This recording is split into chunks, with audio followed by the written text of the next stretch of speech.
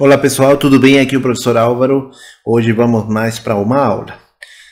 Pessoal, sejam bem-vindos à nossa disciplina de farmácia homeopática. Hoje falaremos sobre homeopatia, no caso, entender um pouquinho sobre o que é essa disciplina, tá? Então, a homeopatia, na forma geral, é um método terapêutico, no caso, que é baseado, tem uma base legal, que se baseia principalmente na lei dos semelhantes, que a gente vai falar. Homeopatia não é misticismo, religião, ela não é uma medicina alternativa, tá? Ela pode ser utilizada em medicamentos de várias origens, origem vegetal, animal e mineral química. Ela pode ser utilizada também para pessoas, animais e plantas, tá? Essa homeopatia, no caso, ela faz parte da medicina ocidental, né, e tem suas terapias complementares. Então, ela é uma terapia complementar, tá? Uma terapia complementar. Essa homeopatia que se baseia, né, no princípio que nós vamos discutir mais para frente, que é o similia similibus curantur, tá? Que é a cura através dos semelhantes, tá? E além disso, né, vamos ter a medicina alopática, que ela prega o oposto, né, que o contraria contraris curantur, que é a cura através dos contrários, né? Assim mesmo, também temos a fitoterapia, a acupuntura e o termalismo.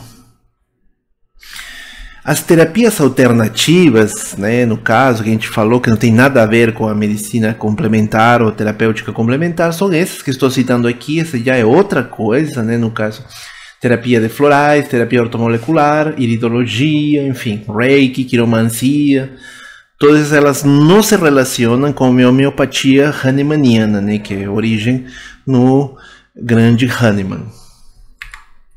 Como que é a história? Toda essa história se inicia no tempo de Hipócrates, o pai da medicina, na qual ele percebe que a doença é um distúrbio, uma perturbação do equilíbrio.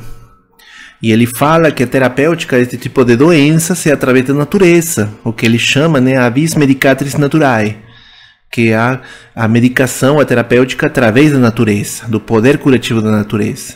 Então ele percebe também que a doença ou enfermidade é produzida pelos semelhantes, e pelos semelhantes o paciente retorna à saúde. Então aí ele pesquisa substâncias, por exemplo, que causam tosse, diarreia e vômito, que também curavam doenças que apresentam sintomas semelhantes. Então, se tinha uma substância que provocava isso, ela ia tratar e curar doenças que provocavam os mesmos sintomas, tá? Então daí saía, né, essa frase, né, o similia similibus curantur, semelhante cura curado pelo semelhante, no caso. Aí ele percebe que isso vai mudando, né, já que o raciocínio daquela época era o uso da físis, né, o raciocínio clínico das doenças. Então, um pouco que mudou, ele não conseguiu aprofundar seus conhecimentos, seus estudos no fenômeno da semelhança, embora pelo ele fez muita coisa, né, também. Depois temos, no caso, o Paracelsus, né, que cita novamente a lei dos semelhantes, e ele cria a teoria das assinaturas, na qual a doença é produzida pelos semelhantes, e pelos semelhantes o paciente retornará à saúde. Por exemplo, podemos observar nessa imagem aqui na parte esquerda, inferior esquerda de vocês, que para doenças no coração ele procurava alguma planta ou alguma substância que tenha essa forma de um coração, para vocês verem como é essa teoria das assinaturas. Depois temos na chegada de Christian Friedrich Samuel Hahnemann, que ele é o pai da homeopatia, né? Vamos falar um pouquinho sobre ele. Ele nasceu em Meissen em 10 de abril de 1755, na Alemanha, na região da Saxônia. Ele é filho de artesãos de porcelana, que na época eles faziam sucesso, né? Ele é poliglota por causa de que ele tinha que fazer negócios com muita gente de vários locais do mundo. Então ele aprendeu vários idiomas. E era por isso que ele consegue uma bolsa de estudos para estudar medicina em Leipzig, tá? Em 1775. Já em 77 ele vivia também de traduções, já que era poliglota, ele fazia traduções. Só que ele gostava muito de estudar, então ele, na verdade, traduzia também obras científicas, então ele estava constantemente atualizado sobre o mais moderno que tinha naquela época, né? Tanto em 79 ele vira doutor em Erlanger. Depois ele viaja por várias cidades, né, no caso, em 81 ele se casa com a filha de um farmacêutico. Em 1784 ele no caso publica a guia para curar rapidamente feridas antigas e as úlceras pútridas, já que ele teve um problema com a medicina daquela época, ou seja, a medicina ortodoxa que se tinha, que ela tinha muito oscurantismo. Depois, em 1790, ele traduz a matéria médica do médico escocês Cullen, Dr. Cullen, que falava várias coisas, vários tratamentos, e ele percebe que o tratamento através da quina, da Cinchona officinalis, né, para malária, antigamente chamada, né, de paludismo. Então ele decide experimentar nele mesmo para ver se conseguia essa lei dos semelhantes. Além do mais, ele estudou outro tipo de materiais como enxofre, mercúrio, beladona, prata, ouro e pepacuanha, ipecacuanha, né, no caso. E nessa autoexperimentação, ele confirmou aquilo que ele estava pensando, que é a lei dos semelhantes, no caso. Tá? Aí, em 1791...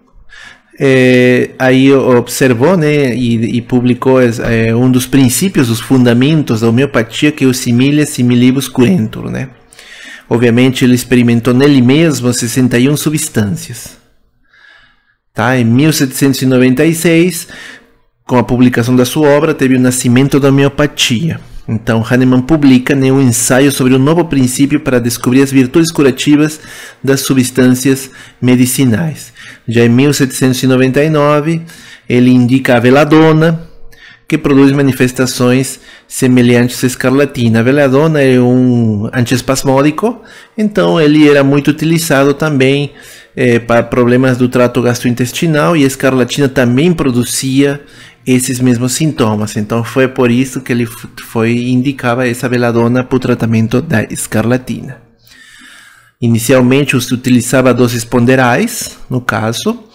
Estas dois provocavam uma agravação dos sintomas mórbidos. Depois foi diminuindo, no caso, graduando a dosagem, né, até ela ser infinitesimal. Ele verificou que pequenas quantidades de substâncias tinham um poder bastante suficiente para produzir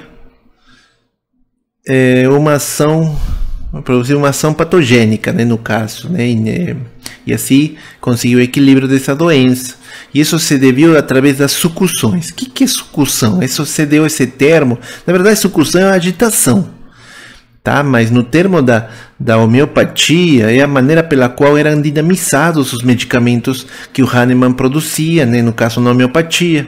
E ele falava que ele tinha vibrações que produziam um poder virtual ao qual deviam sua energia, né, no caso. Aí em 1810 Hahnemann publica a obra Organon na Medicina Racional. Já por essa época ele casou pela segunda vez, né? Enfim, no vídeo que eu estou postando o link aqui, vocês vão seguir e observar esse vídeo muito bem. Em 1811 inicia a publicação da matéria médica pura, né? Obviamente ele teve bastante seguidores e discípulos que continuaram seu trabalho. Ele morre em 1843, Hahnemann. A homeopatia do mundo está disseminada principalmente nesses países, né? Alemanha, Bélgica, França, Suíça, Alemanha, Inglaterra, Argentina, Cuba, Índia e Brasil. Principalmente nesses três, Alemanha, França e Inglaterra, que ela está disseminada. No Brasil chega em 1840, né, anos antes dele falecer. Chegou ao Brasil através de um dos seguidores e discípulos dele, o Dr.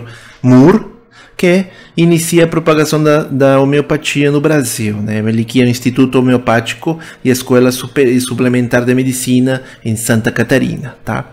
Aí foi através do SAN, foi criado no Rio de Janeiro, junto com outros médicos, o Instituto Homeopático do Brasil, no caso do primeiro Instituto Hahnemanniano do Brasil, e fundação, no caso da Escola de Medicina e Cirurgia, através desse Instituto Hahnemanniano do Brasil.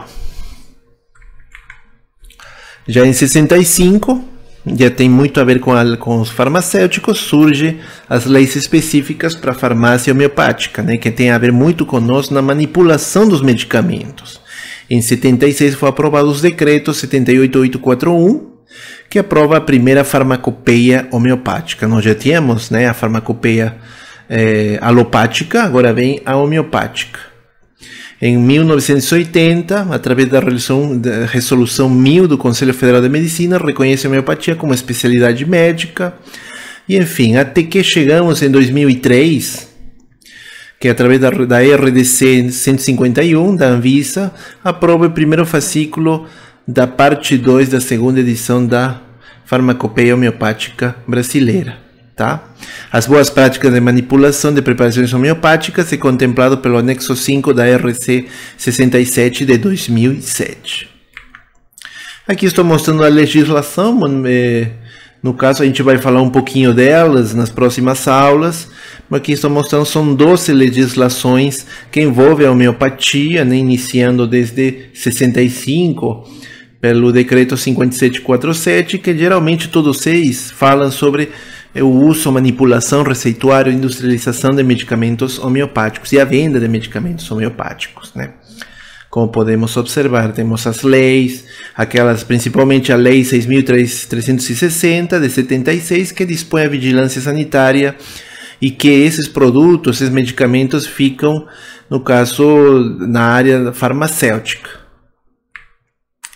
Já a resolução de 99 dispõe a isenção de registro de produtos, mas ela é revogada novamente mais para frente na resolução RDC 132 de 2003. Na RDC número 33 de 2 de abril de 2000, aí se aprova, né, no caso, o regulamento técnico sobre as boas práticas de manipulação, através de alguns anexos que estamos observando aqui. Aí temos também algumas resoluções 151, que acabamos de falar logo atrás, que fala sobre a farmacopeia homeopática.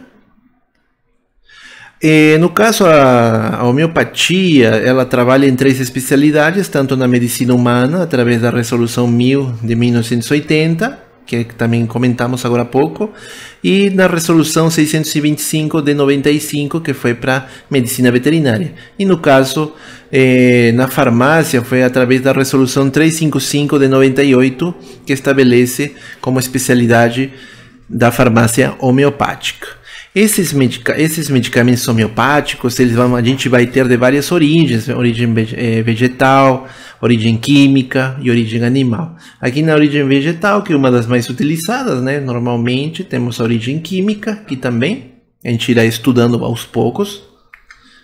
E da origem animal, que a gente temos bastante. Isso vai ter em especial dos bioterápicos, né? Que através de secreções e excreções patológicas, que a gente tem um uso moderado.